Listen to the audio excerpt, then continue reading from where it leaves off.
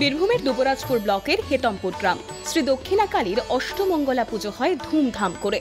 পুজো ঘিরে সাধারণ মানুষদের মধ্যে প্রতি বছর উন্মাদনা থাকে চোখে পড়ার মতো।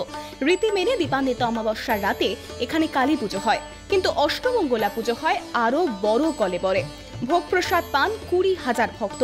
কিন্তু করোনা পরিস্থিতিতে এই মহোৎসব বন্ধ রাখার সিদ্ধান্ত নেওয়া হয়েছে। অপ্রাদিষ্ট হওয়ার পরে মাকে এখানে প্রতিষ্ঠা করা হয় এবং সেই থেকে মা এখানে পূজিত হয়ে আসছেন।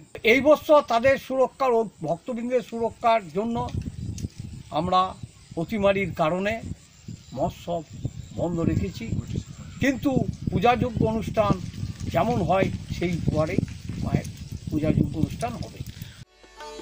কথিত আছে দেবী এখানে অন্ধকারে বিরাজমান, পছন্দ করেন অন্ধকারেই থাকতে, তাই দেবীর কাছে তেমন কোনো আলোর ব্যবস্থা থাকে না।